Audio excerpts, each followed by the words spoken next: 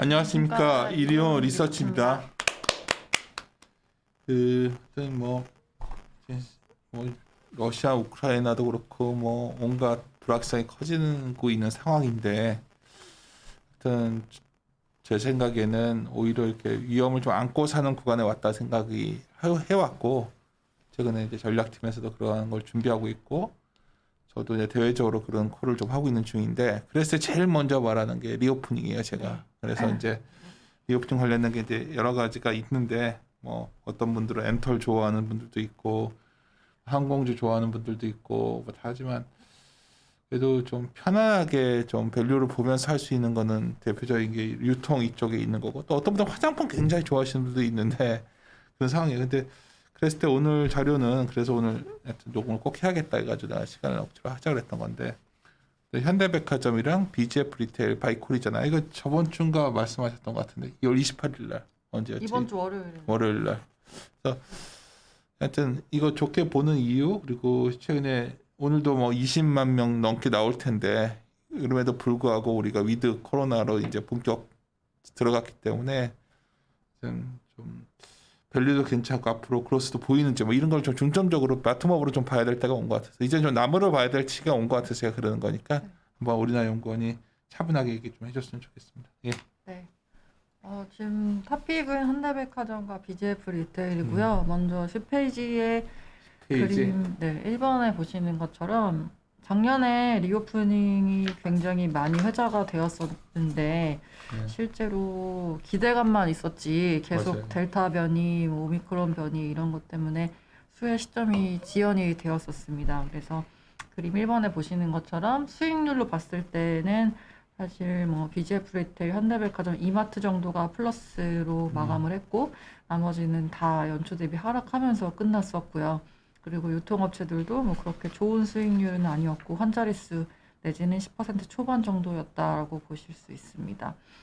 근데 예, 이번에는 계속 지금 확진자 수가 엄청 늘고 있고, 제가 레포트 썼던 당시에는 뭐 10만 명 초반이었는데요. 근데 말씀하신 것처럼 오늘 이제 20만 명 넘게 나왔고, 근데 정부가 얘기를 하는 내용은 일단은 3월 중순에 정점을 찍고 이제 풍토병으로 관리하는 시기로 바뀐다라고 얘기를 하고, 저도 어제 이제 QR코드 실행해 보니까 아예 서비스가 종료가 그래요? 됐더라고요. 네. 이제 나 같은 사람은 이제 어디 가기가 더 겁나더라고.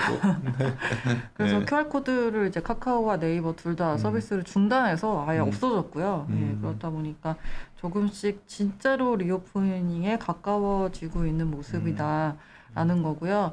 11페이지에 그림 3번 보시면 지난해 제가 9월 달에 썼던 레포트 이후로 다시 업데이트를 이제 해본 내용인데, 1차부터 3차까지 유행이 있었을 때는 확진자 늘어날 때마다 유동인구가 급감했지만 4차 대유행 그리고 이번 오미크론 때는 별로 변화가 없는 상황이다. 그래서 저희가 예상했던 대로 학습 효과 때문에 오히려 적응을 해 나가는 상황이 됐고, 지난 2년 동안 코로나 이 거리두기 규제가 45회 정도였다고 하니까 1년이 52주니까 거의 2주에 한 번씩 계속 규제가 바뀌었던 내용인데, 근데 회차를 거듭할수록 사실 실효성은 조금 떨어지는 모습이 아닌가, 익숙해지고 있어서 라고 보고 있고요. 그래서 이 방역 패스도 어쨌든 없어졌다 보니까 이제 리오프닝 관련해서 조금 더 피부로 가까워지고 있는 시기다라고 보고 있습니다. 그래서 최근 한 2, 3주간 바이사이드에 계시는 펀드 매니저 분들께서 리오프닝 관련한 세미나 요청이 좀 있었고요. 그리고 여러 가지로 공통된 궁금한 질문들에 대해서 하나하나씩 설명을 드리려고 하는 게 파트 2에 나와 있습니다. 첫 번째 질문은 13페이지에 있는 것처럼 해외여행을 이제 재개가 되게 되면은 그동안 해외여행에 쓸 돈을 백화점에서 많이 썼었는데, 이제 백화점 쪽이 올해 좀 어려워지는 게 아니냐라는 우려한 시각들이 있습니다. 그래서 실제로 2019년도에 해외여행 지급액이 총 35조 원 정도를 저희가 해외여행에 쓰고 있었고요. 그리고 2020년도에는 이게 15.8조 원으로 거의 절반 넘게 급감을 했고, 2021년도에는 16.5조 원 정도라서 여전히 회복을 못한 상황이기는 합니다. 근데 저희가 보는 관점은 이제는 패션 쪽이 올라온다는 게 가장 중요한 부분이고요. 그래서 그림 밑에 그림 6번에 보시는 것처럼 2019년도 정상 수요 대비해서 지난해에 카테고리별로 매출 신장률을 봤을 때 여전히 국내 잡화 그리고 영패션, 여성 패션 모두 마이너스를 기록했고 남성 패션도 마찬가지로 역성장을 했습니다. 그러니까 여전히 뭐 백화점이 저성장하고 있다고는 하지만 그래도 정상 수요 레벨이었던 2019년도 대비는 올라오지 못했다라는 거고요. 그리고 뭐 스포츠 같은 경우는 여러 가지로 홈트레이닝이나 아니면 등산, 뭐 골프 이런 것들이 증가하면서 좀 올라왔던 부분인데 이 패션 쪽은 회복을 못한 상황이다라고 보시면 되겠습니다.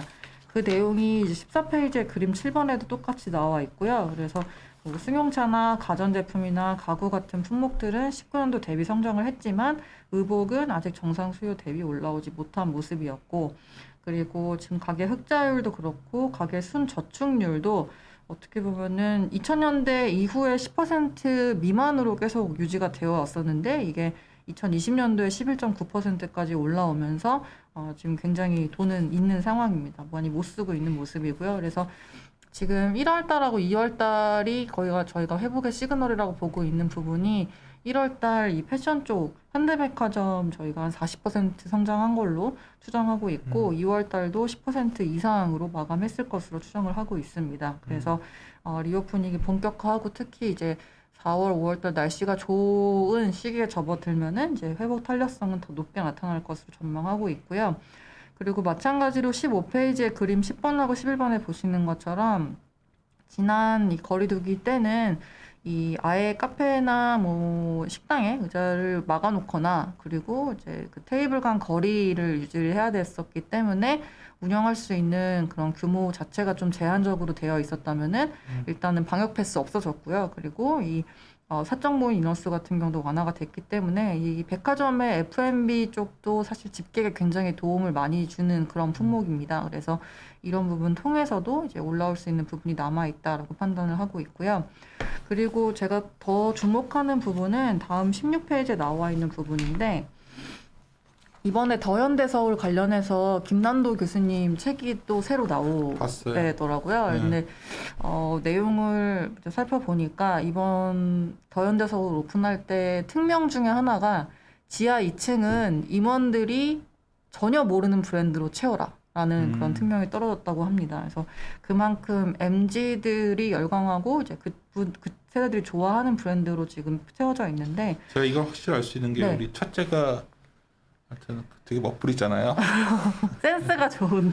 근데 이제 나랑 이제 이렇게 얘도 저와 다르게 백화점 쇼핑을 좋아해요. 우리 와이프는 나랑 가는 건 싫어하는데 같이 왔는데 위에 층에도 되게 편지샵이 많고 맞아요. 지하에도 편지샵이 많은데 그 위에 편지샵에서 그 사이즈랑 다 보더니 해외 직구로 주문을 하더라고. 근데 하여튼 내가 뭐라고 하냐면 제가 백화점들 중에서 이제 신세계 강남은 반포에 있는 거는 소위 명품 샵으로는 저가 많은데 젊은 세대는 정말 여의도 더 현대가 거의 가장 압도적인 네. 곳이더라고요. 네. 내가 봤더니 이게 이 매장들 얘기하더라고요. 네, 맞습니다.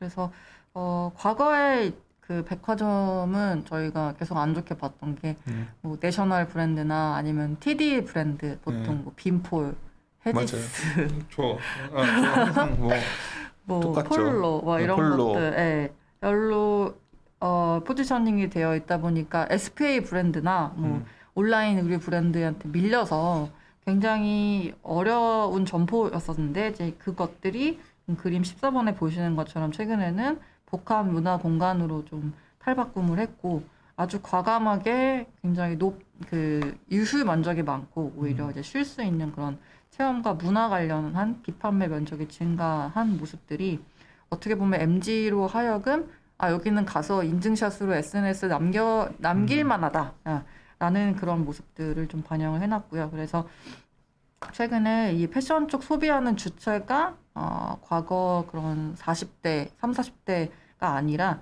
MZ들이 이제 주요 소비층으로 올라선 게 가장 좀 중요한 포인트다라고 보고 있습니다. 그래서 다음 페이지에 보시는 것처럼 X세대 분들과 MZ 분들의 이 명품 결제 비중을 봐도 확연히 높고요. 그리고 저희 때는 저도 MG에 포함이 되긴 하지만 저희 때는 그냥 돈이 없으면 명품을 안 사는 트렌드였는데 요즘 분들은 돈이 없어도 명품을 사고 그리고 또 이어서 말씀드리겠지만 이 리세일 샀다가 다시 되팔 때의 가치를 더 높게 받을 수가 있다라는 것 때문에 수요가 좀 많이 올라오고 있는 상황입니다. 그래서 뭐 최근에 크림 뭐 무신사랑 요즘에 좀 여러 가지 이슈가 신발하는 있습니다. 거 크림. 네, 네. 그 혹시 뭐 잠깐 말씀드리면 무신사에서 어떤 고객이 이 스트릿 브랜드 중에 Fear of God이라는 그런 새로운 미국에서 이제 올라오고 있는 브랜드가 있는데 티셔츠 한 장에 한 3, 40만 원 정도 하는 그런 브랜드예요. 그걸 무신사에서 구매를 해서 갖고 있다가 크림에다가 리세일을 하려고 올렸는데 근데 크림에서 이게 가짜다 하고 이제 하게 된 거죠. 그래서 이 무신사 입장에서는 또 IPO도 앞두고 있다 보니까 이게 가짜면 굉장히 짝퉁 파는 플랫폼으로 전락할 수 있는 상황이고 또 크림 같은 경우도 이게 만약에 진짜면 무신사가 주장하는 것처럼 이 짐 가품도 구별 못하는 플랫폼으로 전락하는 거다 보니까 양쪽이 굉장히 팽팽하게 지금 누구도 결론 안 났어요, 아직 안 났습니다. 그래서 내가 크림을 왜 하냐면 이 조카가 그 회사 그렇게 가고 싶어 하더라고. 전에 한번 얘기했잖아요. 크림을. 그러니까 왜냐 했더니 신발을 굉장히 좋아. 요즘은 직장 선택 기준이 자기 신발을 좋아하는데 크림이 그거에 가장 최고다. 맞아요. 스니커즈 리세일의 대명사라서. 그러니까 네. 참 많이 달라진 것 같아요. 옛날에 뭐 남자들은 별로 이런 거 관심 없었는데 남자들이 더 관심 있는 애들이 많아서.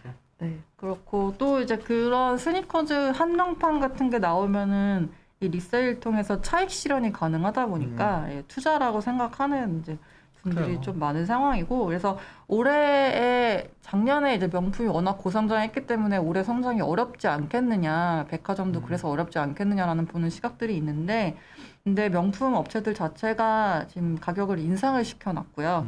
그래서 작년 한 해 동안 샤넬이 한 4번 정도 했고 루이비통 5번 정도 프라다 5번 정도니까 거의 분기에 한 번씩은 계속적으로 가격을 인상을 해온 겁니다. 그리고 롤렉스도 이번에 거의 최고로 봤을 때는 16% 정도 가격을 인상을 했고요. 그래서 이 내용 때문에 명품은 자체적으로 좀 올가닉하게 한 10에서 15% 정도 성장은 가능할 것이다 이렇게 전망을 하고 있습니다.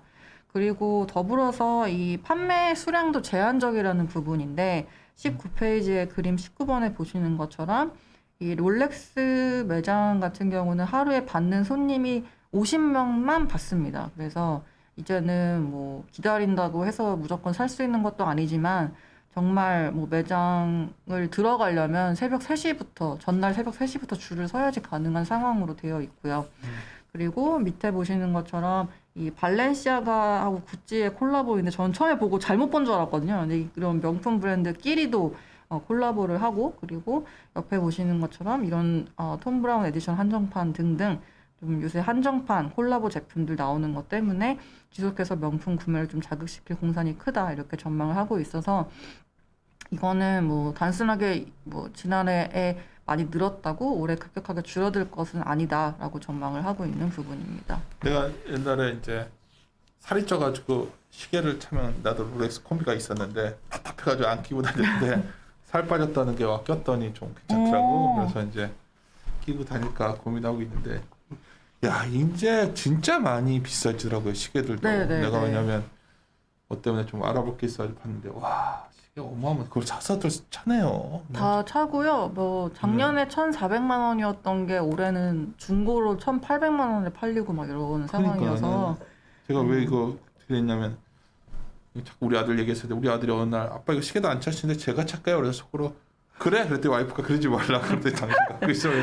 그래서 꽤 비싸져 있더라고 오래된 네, 것인데도. 엄청 비싸져 있습니다. 그러니까. 네.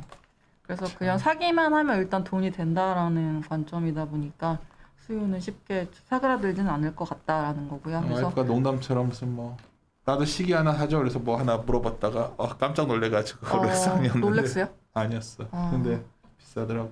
네, 비쌉니다. 네, 그래서 백화점은 일단 패션 네. 쪽 회복하고 명품 수요는 쉽게 사그라들지 않을 것이다라고 정리할 수 있겠고요. 그다음에 두 번째 요새 많이 받는 질문이 면세점 구매하는데 이 없어지는 부분이 거. 이제 얘기를 많이 하던데. 네, 입니다. 그래서 이게 1979년도에 처음으로 생기고 나서 43년 만에 폐지가 되는 거고요. 네.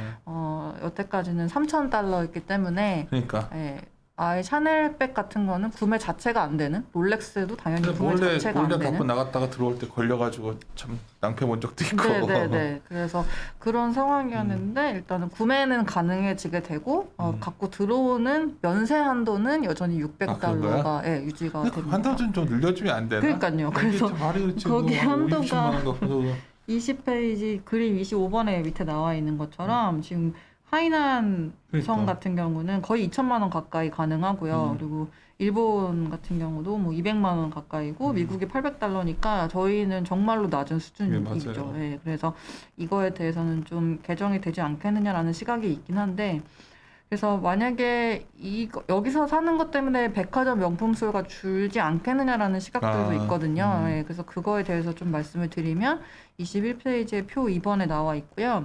물건이 다르잖아요. 백화점 게 훨씬. 네. 신제품이 있고 이건 좀. 그래서 만약에 이제 클래식 백을 샀다라고 봤을 때 지금 사시고 세금을 내고 갖고 온다라고 봤을 때 면세 한도 600불을 제외하고 나머지 금액에 대해서 세금을 내게 되는데요. 고급 가방은 185만 2천 원까지 20% 세율이고 그 나머지 금액은 50% 개별 서비스에 적용이 됩니다. 그래서 다 내시면 거의 한 430만 원 정도를 세금으로 내셔야 돼서 최종 구매 가격은 거의 1,400만 원 넘게 되는데 백화점 정가가 1,052만 원이에요. 그래서 백화점에서 구매를 할 수 있다면 백화점이 훨씬 더 싸기는 합니다. 그래서 거의 뭐 360만 원 넘게 차이가 나다 보니까 그런 내용들은 좀 기우다라고 보고 있고 그래서 오히려 이 세금 한도 내에서 객단가를 좀 올리는 효과는 있을 것 같기 때문에 면세점은 뭐 유리한 부분은 있다. 그렇지만 뭐 럭셔리 쪽이 이쪽으로 이동한다라는 거는 좀 어불성설이다. 이렇게 백화점에 생각하고 면세 있습니다. 부분들도 있지 않아요? 백화점 업체들이 면세 업체도 운영을 하고 있습니다. 그러니까. 신세계 DF, 그다음 현대백화점 DF 그러니까 뭐 운영하고 면세 있는데 좋아지면 뭐 장점도 있잖아. 그렇죠. 예. 그래서 뭐 두 개 다 이제 레벨업 되는 부분이고 특히나 현대백화점은 이 명동처럼 좋은 위치에 그리고 또 물건이 많은 데를 뿌리치고 굳이 무역점에 가야 될 그런 명분이 딱히 없다 보니까 여전히 다른 업체들 대비해서 수수료를 많이 주고 있었거든요. 근데 이번에 7월 달부터 새로운 브랜드들이 많이 입점이 되게 되어서 그런 부분에서 펀더멘탈리 좋아질 수 있는 부분들을 기대하고 있습니다. 용산에도 면세점 있지 않았어요? 있었는데 이제 없어졌죠. 그거는. 지금 거긴 안 되겠더라고 보니까. 그렇고 22페이지 이제 그 다음에 편의점은 유동인구 증가하면 회복합니다. 예, 하고요.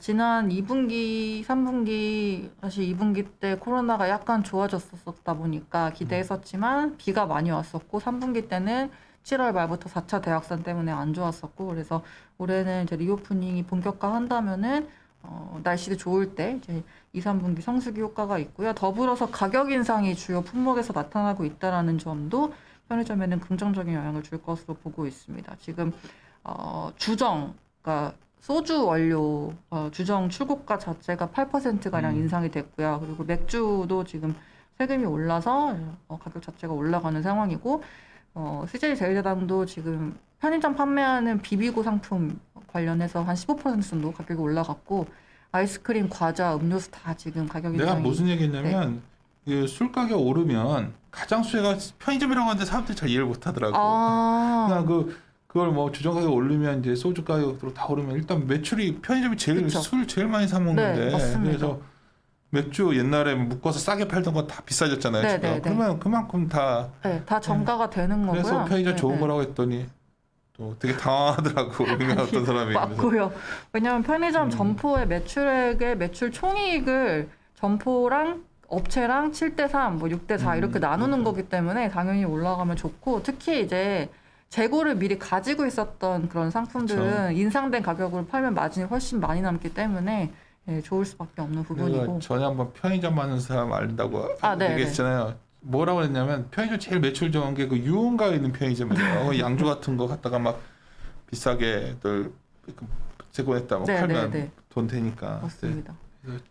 그래서 뭐 특히나 여름에 잘 팔리는 상품들이 가장 마진이 좋은데 아이스크림이나 뭐 과자나 음료수 이런 것들 그리고 나들이 수요가 증가하면 당연히 이런 것도 올라오기 때문에 편의점 객단가가 올라오는 부분이 이제 PQ 둘 다 올라오는 상황으로 보고 있고요. 그래서 BGF 리테일 말씀을 드리는 거고 그 다음에 이제 네 번째 질문이 리오프닝 하면은 이제 온라인 쇼핑이 그동안 너무 좋았으니까 성장이 더 안 되는 거 아니냐라고 이제 많이들 물어보시는데 실제로 저희도 보는 성장률은 한 14% 정도 그래서 올해 이커머스 규모는 한 220조 원 정도로 예상을 하고 있습니다. 25페이지에 그림 4개 보시는 것처럼 아마존하고 월마트 모두 이번 4분기 때 이커머스 쪽 성장률을 보시면은 아마존은 마이너스 1% 기록을 했고요. 그리고 월마트도 한 자릿수대로 떨어졌다 보니까 아무래도 높아진 베이스는 좀 이어지고 있는 상황이고 근데 여전히 이제 이커머스 초기 시장 같은 경우는 그림 37번에 보시는 것처럼 이 동남아 쪽 높은 두 자릿수 성장을 이어가고 있기 때문에 좀 이커머스 침투가 진행이 된 그런 선진국 같은 경우는 올해는 좀 승부르기 하는 한 해가 될 것으로 전망을 하고 있습니다. 그래서 아무래도 올해 상장을 좀 앞둔 업체들이 있다 보니까 그리고 또 여러 가지 전략의 변화를 주고 있는 상황들이 있어서 26페이지에 나와 있듯이 이마트도 이제 지마켓 글로벌 과거 이베이 코리아 이제 붙이면서 새로 신선식품 새역 배송도 이베이에서 진행을 하고 있고요. 그리고 네이버는 아예 네이버 풀필먼트 얼라이언스라는 생태계를 구축을 하고 그 안에 여러 업체들을 손을 잡게 만들어서 아군을 늘려나가고 있는 상황이고 그리고 무신사 뭐 에이블리 오늘의 집 이런 의식주 관련한 여러 가지 버티컬 플랫폼들이 올라오고 있는 동시에 쿠팡은 이제 지금 주가가 20불 밑으로 떨어지면서 최저치를 갱신을 하고 있는 상황입니다. 그래서 올해는 네이버 NFA처럼 이렇게 합종연행을 하는 그러니까 손을 잡는 업체들 더불어서 또 상장을 통해서 돈을 받는 업체들이 있다 보니까 전략의 방향의 전환하는 부분 그 다음에 이커머스 업체들이 언제 흑자 전환할 수 있을지에 대한 부분들 이런 내용들이 좀 중요하게 작용할 것으로 전망하고 내가 있습니다. 보니까 이제 플랫폼 업체들이 다 상장을 서두르고 있어요. 근데 이제 걱정이 기사 보면은 막 얼마 밸류에 들어왔다 누가 맨날 그런 얘기 나오는데 실제 분위기는 되게 좀 차가운 것 같고 그렇다고 하더라고요. 예, 차갑고 또 이런 거 있죠. 뭐 상장하고 나면 그 지분 갖고 있던 사람은 못 팔거든요.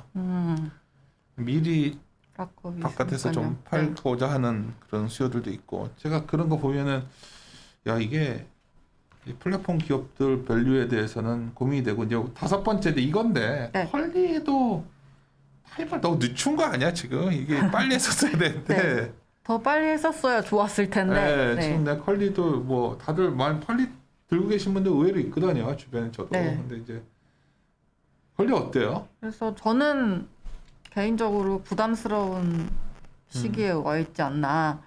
왜냐하면 올해 예상하는 거래 이제 목표가 한 3.3조 원 정도, 작년에 한 2조 원 정도로 마감을 한 걸로 추정을 하고 있고요. 그래서 올해도 3.3조 원 정도로 성장은 좀 고성장할 것으로 이어지는 이제 시각으로 보고 있는데, 근데 마지막으로 받았던 이제 밸류가 지난번 말씀드렸던 대로 4조 원 정도니까.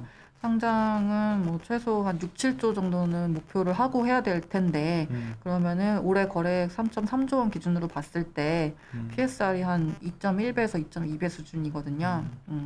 컬리는 이제 거래액하고 매출액이랑 거의 99% 정도 차이, 왜냐면 직매입이어서 그런 모습이라서. 근데 이게 지금 쿠팡은 1배 정도, 1.9배, 1.8배 왔다 갔다 하고 있고 그리고 아마존의 과거 2006년, 2007년 이런 때 확장 시기를 보면은 그때 2.1배 정도였었기 때문에 이게 우리나라만 타겟하고 있는 시장이고 그러니까 로컬이잖아요. 네, 그런 걸 봤을 때는 조금 부담스러운 부분이 있지 않나라고 저는 판단하고 있고요. 그러니까 도전도 거세진 게 사실 마켓 컬리도 이제 정말 이제 포장지가 쓰레기 버릴 때마다 너무 많잖아요. 그냥 근데 워낙 이제는 그런 식품이 이번에 코로나 시기에 발전한 것 같아요.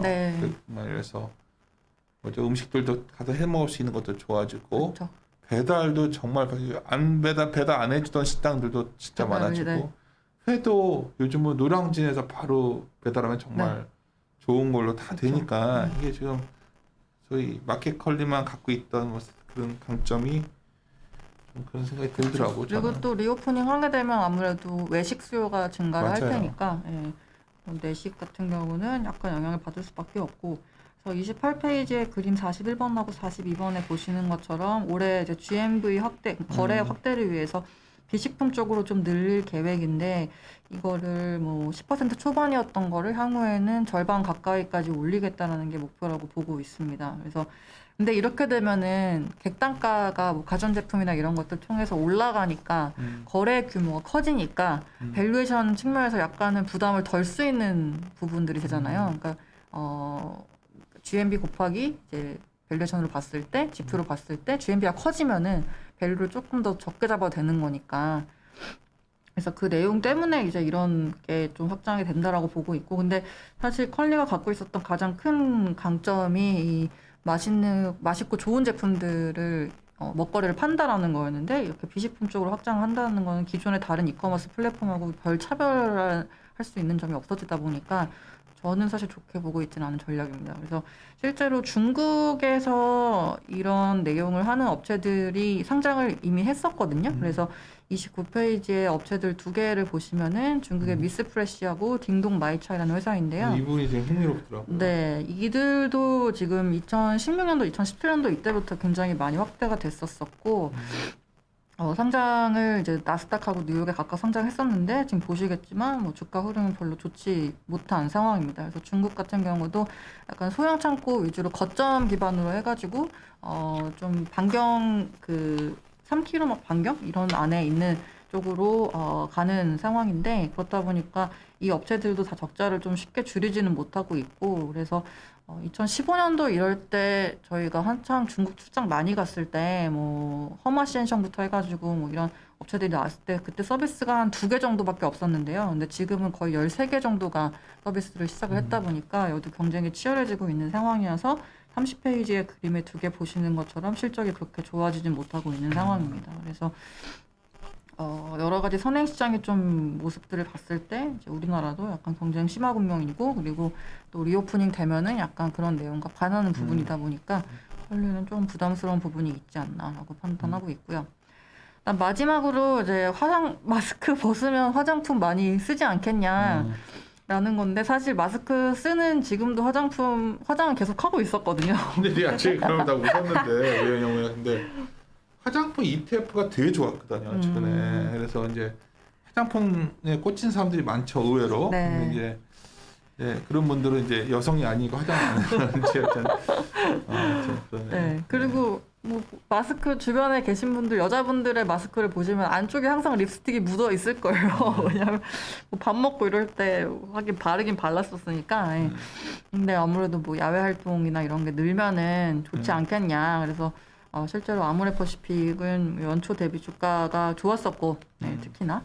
근데 아모레퍼시픽 주가는 항상 상반기에 좋고 하반기 때 빠지는 모습이긴 했어요. 예, 왜냐면 아모레가 4분기마다 항상 인건비 이슈가 있었기 때문에 실적이 안 좋다더라라는 그런 프리뷰 내용들이 이제 퍼지면서 연말로 갈수록 빠졌었고요. 근데 또 연말에 여러 가지 사업 계획을 발표하다 보니까 이제 다 털고 구조조정했다, 좋아진다 이런 기대감으로 또 수급도 많이 비어 있으니까 연초부터 항상 좋았다가 실제 실적이 나오면 빠지는 그림을 좀 반복을 해왔었거든요. 그래서 이번에도 좀 그런 모습들이 있다라고 보는데 32페이지에 그러니까 우리나라 화장품 업체들의 가장 중요한 매출 축 중에 하나가 중국 시장이다 보니까 이쪽을 보시면은 이 퍼펙트 다이어리라는 브랜드를 운영하고 있는 회사의 이제 내용인데 제가 그동안에 구두로는 많이 말씀드렸었는데 이렇게 레포트에 좀 작성을 한 거는 처음입니다. 그래서 33페이지에 그림 52번에 보시는 것처럼 코스맥스 광저우 법인이 계속해서 두 자릿수 성장을 해왔던 그 기여를 많이 했던 브랜드가 퍼펙트 다이어리였었고요. 워낙에 좋았었다 보니까 이쪽에 주문을 많이 받으면서 코스맥스도 성장을 잘 해왔었습니다. 근데 여기가 연평균 매출액 성장률이 2016년부터 2020년까지 거의 187%였었는데 순손실은 2018년도에 66억 원이었던 게 2020년도에 5천억대로 크게 악화가 되었습니다. 그래서 지금 매출액 성장률도 좀 그러니까 둔화되고 있는 상황이고요. 그래서 주가가 그리 53번에 보시는 것처럼 2020년도 11월 달에 상장했는데 지금 뭐 10.5불에 상장했다가 지금 1불대로 왔다 갔다 이때는 하고 정말 심하더라고. 네, 하고 있는 모습입니다. 그래서 PS로 봤을 때도 원래 거의 10배 가까이 거래되었던 게 작년 5월부터는 1.5배까지 떨어졌고요.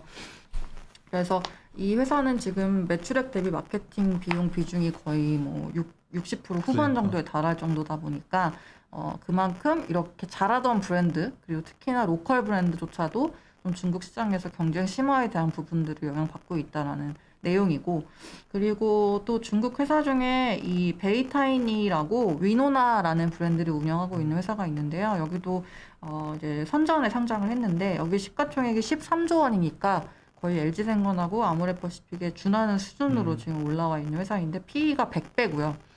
예, 이렇게 이쪽은 더마 화장품을 하고 있는데 그동안에 우리나라 업체들이 좀 잘하고 있었던 분야라고 볼 수 있는 이런 쪽에서도 중국 업체들 잘하는 회사들이 나오고 있다라는 거는 경쟁 심화가 좀 이루어지고 있고 그래서 우리나라 같은 경우는 이제 워낙에 브랜드가 많다 보니까 제품 사이클도 짧아지고 그리고 그 전체적으로 온라인 베이스로 한 그런 브랜드들이 많이 나오는 것 때문에 기존 브랜드들은 사실 기대감에 단기적으로 주가가 오를 수는 있겠지만 실적에는 크게 저는 영향을 줄 거라고 봅니다. 여기서 이제 화장품 좋아하시는 분들이 이제 양회가 이번에 열리면 중국 양회가 이제 3월에 예. 있으니까 하면 이제 아무래도 투자보다는 내수 부양 정책을 네네. 가는 것 같아요. 그래서 이제 화장품이 좋아진다 이 네네네네. 논리인데 내용 보면 중국에 이미 우리 굳이 한국 화장품을 안 써도 되는 로컬 업체가 성장해 있고 네. 거기도 주가도 빠져 있다는 게 좀 네네네네. 그게 알고 있으면 사실 이 부분이 고민이 되는 거죠. 네, 맞습니다.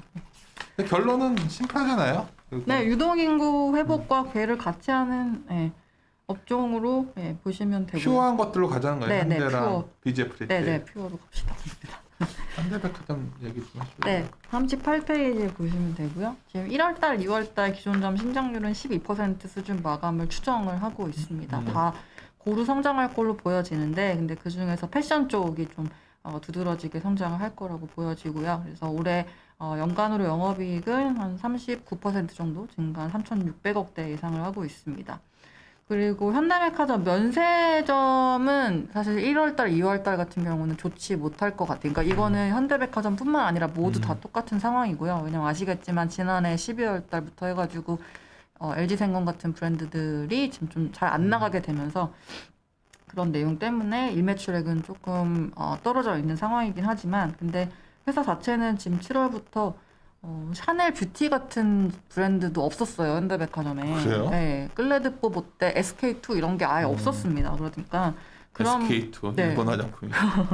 그런 것조차 없었다 보니까 이제 MD 개편하게 되면은 일매출액이 올라올 수 있는 부분이 있다라고 보여지는 거고요. 그리고 공항 면세점 운영하고 있었던 부분이 현대백화점이 올해 6월 30날까지도 이제 30날이 되면은 코로나가 약간 좋아져서 매출 연동이 아니라 고정 임대료를 낼 것이다라고 가정을 하고서 반영을 해왔던 부분이 올해 6월 30날까지 연장이 돼서 이제는 매출 연동한 요율로 바뀌었거든요. 그러니까 매출이 빵이면 임대료도 빵인 거예요. 네. 그래서 그거 반영했던 내용이 분기별로 한 30억 정도라고 저희는 추정하고 있는데 그게 환입되는 부분들이 있을 거라고 보여져서 실적에 버퍼로 작용해줄 걸로 전망을 하고 있습니다. 현대백화점은 더 현대 서울이 김난도 교수님 책까지 나올 정도니까 나도 서점 갔다 깜짝 놀랐어. 나와 있어요 서점에. 네. 네. 발간이 됐고요. 마켓컬리 인사이트 다음 편인 더 현대 서울 인사이트로 해서 이제 뭐 그 개점한 지 1주년이라고 행사도 많이 하더라고요. 그래서 저도 장바구니 받으려고 이벤트 응모해서 당첨됐는데 저번에 뭐 그 우리나라 유통기관에서 막 뭐 사다가 했는데 어디서 사왔던 거죠? 내가 자세히 음식하는 것만 봤어요. 더 현대식품관이라고요. 네. 현대백화점에서 운영하고 있는 그 앱인데 이게 두 가지 서비스인데 하나는 마켓컬리랑 똑같이 새벽 배송을 해주고 있는 백화점 상품, 식품관에 있는 상품들 비쌀 거 아니에요? 비싸죠. 네, 비쌌습니다.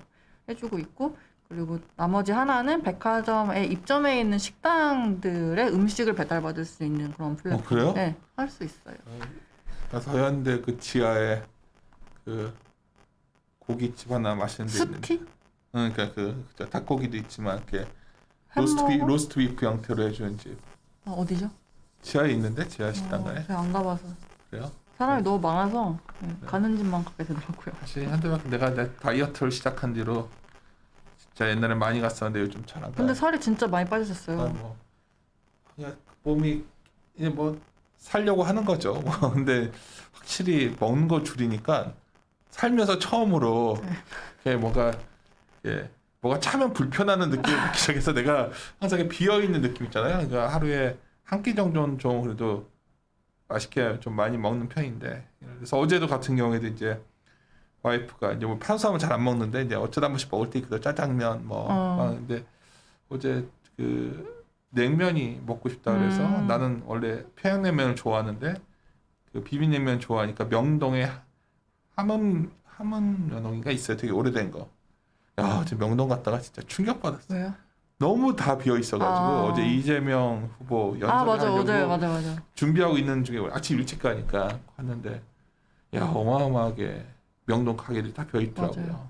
그래서 제가 이제 오지랖 11시에 오픈하는데 제일 먼저 갔거든요. 이제 가끔 가는 곳이니까 사장님한테 뭐 명동 왜 이렇게 됐어요? 뭐 얘기하다가 했더니 동대문도 완전히 다 비었다 그러더라고요. 그래서 혼자 생각하면 이것 때문이 아니라 야, 사람들이 이렇게 구조조정이 많이 돼버려가지고 옷을 사 입으려면 이제 옛날 명동에 옷가게 얼마나 많았어요. 맞아요. 사람들이 그 젊은 수요가 이제 명동 가서 보면서 사거나 신촌 이대 앞에 가서 구경을 하고 샀던 세대는 옛날이고 맞아요. 무슨 느낌인지 알겠죠? 이대 가서 샀던 세대. 내가 어제 이제 와이프랑 앉아가지고 옛날 얘기하면서 야 뭐 그 가무라고 알아요 명동에? 가무라고 가무라고 비엔나 커피 파는 데인데 몰라요. 진짜 오래된 데예요. 근데 그거 열었더라고. 그래가지고 이제 둘이 앉아가지고 옛날 얘기하면서 뭐 하다가 야 옷가게 옛날 여기 명동 와서 이렇게 돌아다니면서 보고 그랬었는데 옛날에 유명한 옷가게들이 다 여러 개씩 있었잖아요. 하나도 없어. 그래서 나는 어제 혼자서 그랬어요. 아 이런 옷이 정말 다 백화점 가서 사거나 온라인 사거나 해외 사거나 맞아요. 뭐 이런 시대 가는 것 같아서. 맞아요. 예전에 이대 옷 사러 가는 데였는데 그 이대 앞에 다 죽었죠. 골목 거기 완전히 무슨 다 죽었어. 다 건물 부시고 새로 올리는 건물 투성 있고 맛집도 명동도 그렇고 명동 칼국수, 명동 돈가스 뭐 이게 명동에 뽑는 식당들이에요. 거기에 뽑는 게 또 뭐가 있죠? 하동관 있죠.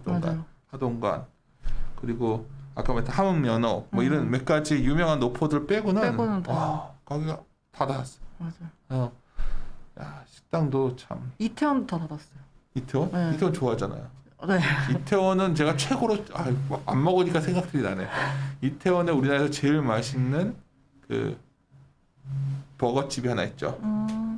뭐죠? 닭고기 버거집 아세요 혹시? 아니요. 아 거긴 정말 예술인데. 어디지? 이게 이름이 생각 안 나중에 나는데. 알려주세요.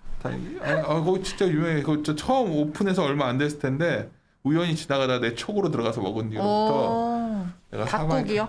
닭고기 버거집 있어요. 그 되게 미국식으로 우리나라 최고예요 거기가. 근데 이태원도 식당들 많이 닫았거든요. 엄청 진짜. 닫았어요. 그래요. 거기를 갔다가 그런 구찌나 그런 명품 브랜드들의 팝업 스토어나 뭐 이상한 그런 걸로 다 채워놓았어요. 그래도 거기 쪽은 많이 있던데요. 그 오히려 저도 그쪽 걸어 다닐 때 가끔 거기도 걸어 다니니까 그 이태원 제일 기획 뒤쪽으로 그 한남로 쪽 가는 길 쪽은 거기는 뭐 많이 있던데. 네, 맞습니다. 갑자기 먹는 얘기하니까 생각났다. 그 햄버거집에 생각이 안 나. 무슨 저 찾아보도록 하겠습니다. 얘기하세요. 네, 41페이지에 BGF 리테일. 아이고 작년에 기저효과 있었었고 그리고 올해 2, 3분기 성수기이다 보니까 3월 중순 이후 정점을 찍고서 이제 리오픈이 확산이 된다면 이제 가장 픽업이 많이 될 업태라고 보여지고요. 단점은 비싸다라는 거고 16배라 가지고 근데 이제 퓨어 플레이어다 보니까 그만한 프리미엄 받을 수 있다라고 보고 있습니다. 진짜 이 BGF 리테일을 사람들이 자꾸 편의점으로 하고 되게 퓨어라는 굉장히 강점이 있는 것 같아요. 네. 그래서 이번에 술값 딱 올랐을 때 내가 뭐 사야 되냐고 누가 물어도 편할 때 그거랑 상관없이 콜한 것도 있지만 술값 오르면 뭐 가격 전가 제대로 된 거냐 그래서 야 그런 거 고민하지 말고 편의점에서 너 맥주 집에 가다가 다 올라. 그러면 이제 맨 처음이면 매출 막 느는 거야. 했더니 아니 사실 그날은 막 형은 천재 같아 막 이랬어. 나한테 갑자기 야 BGF 같은 게 좋은 거지. 야 그때 형 그랬는데 그랬었고 생각났어. 저 락키 두들 4시빌 락키 한 두들이요? 치킨 여기 진짜 여기 전혀 가게라 저랑 상관없어요. 알겠습니다. 여기는 진짜 내가 요새 가볼게요. 원래 와이프랑 약속한 게 탄수화물은 정말 몇 보 이상 걸으면 먹게 해주거든요. 근데 지금 어제 13,000보 걸으신 거 아니에요? 그 정도 갖고 안 돼. 일주일에 보 했는데 저번에는 그 걸은 뒤에 이제 짜장면을 먹었었고 제가 좋아하는 중국집 가서 락키 누들 이번엔 팟캐스트로 해서 락카 두들 4시빌 한 치킨 그때 리트한 강추, 이구나. 진짜 내가 이 정도 말할 때는 자신감 있을 때 얘기하는 거예요. 알겠습니다. 그래서 BGF 리테일은 뭐 좋아지는 부분이 저번에도 말했었지만 네, 유동인구 늘어나면 당연히 편의점은 나가서 사 먹고 한강에서 맥주라도 딸라면은 그러니까 그래서 주가가 좀 움직였을 거예요. 지금 이게 약간 잘 안 빠집니다. 안 빠지죠. 제가 이제 저희 신중호 팀장이랑 시장대에서 한번 녹음을 할 계획인데요. 그냥 좀 우리가 이디오에서 먼저 했을 때 하기 전에 제가 뭐 다른 유튜브도 가끔 가니까 또 모아놨다가 사실 저번 주에 이렇게 모아서 했던 게 한 2월 말 3월에는 저희가 좀 시각을 좀 그래도 1년여를 좀 저희가 좀 신중한 입장이었는데 좀 바꿔보자는 시각을 저는 갖고 있었고 이유는 여러 가지가 있는데 그냥 이건 제 방식이에요. 그냥 여러 가지 조건이 아직 충족되지는 않았지만 하여튼 예기치 않은 악재가 딱 터져버렸기 때문에 그러면 이제 인플레 우려가 극한을 가면 여러 가지 또 생각했던 시나리오가 바뀌는 부분이 있어요. 이럴 때는 위험을 안고 좀 사야 된다 이런 얘기를 한마디로 드리는데 그때 제일 먼저 떠오르는 건 저는 리오프닝입니다. 리오프닝은 지금 숫자가 안 좋고 이제 아마 여행도 의외로 계획 좀 많이 세우더라고요. 여행 갈 거 아니에요. 가야 신혼. 되죠. 가야 됩니다. 신혼여행 가야 돼요. 그러니까 신혼여행 그리고 옷들도 이제 개비들 해야죠. 그죠. 왜냐면 그리고 여행 가려면 또 옷을 사야 되거든요. 그렇지. 그리고 이제 길가에 앉아서들 맥주들을 마실 거고 뭐 여러 가지 이렇게 생각을 하기 시작하면 뭔가 항상 어떻게 풀어갈 거냐 그러나서 이제 숫자를 좀 확인해 보는 스타일인데 일단 그런 측면에서 오늘 말씀드린 오리나 연구원이 바이코란 현대백화점이랑 BGF 리테일은 여기서 물려도 이 가격은 회복될 수 있지 않을까. 그러니까 지금 상황은 뭐 내가 바닥이가 날아가요 이런 말씀을 드리는 게 아니라 여기서 우리가 어느 정도 버티면은 결국은 좋아질 영역이 있는 것들을 골라야 되는데 네. 그래서 오늘 이걸 좀 녹음하자고 했던 거예요. 네. 저도 원래 이번에 인덱스 쓰려고 했던 게 이커머스 합정연행으로 쓰려고 준비를 하다가 그렇게 갑자기 바꿔가지고 이 내용이 그러니까. 지금 타임이 맞을 것 같아서 쓴 거거든요. 시장도 뭐 우크라이나 다들 이제 뭐 전쟁 전문가 되고 뭐 전쟁 전문가인데 너무 이렇게 저는 항상 숲과 나무를 함께 봐야 되는 입장인데 너무나 이제 숲을 얘기하고 또 그런 상황이 온 것 같아서 오히려 이렇게 극한으로 갈 때는 반대편의 생각도 해야 된다. 그래서 오늘 말씀드린 거니까 저희가 이제 이런 식으로 좀 많이들 접근을 할 거예요. 그래서 이따 오후에도 뭐 다른 것 좀 녹음을 더 할 계획인데 지켜보시죠. 알겠습니다. 일단 이 표지도 굉장히 경쾌하네요. 네, 진짜. 못 참고 달려가는 모습입니다. 이제는 못 참고들 나오는 것 같아요. 그래서 알겠습니다. 현대백화점 참 오랫동안 좋다고 했는데 주가도 안 빠졌어 사실 이거는 생각. 네. 맨날 그 자리에 있는데 뭐 자릿수 바뀌는 거 한번 보지 않을까요? 파이팅. 네, 보시죠 한번. 네, 함께 고민하시죠.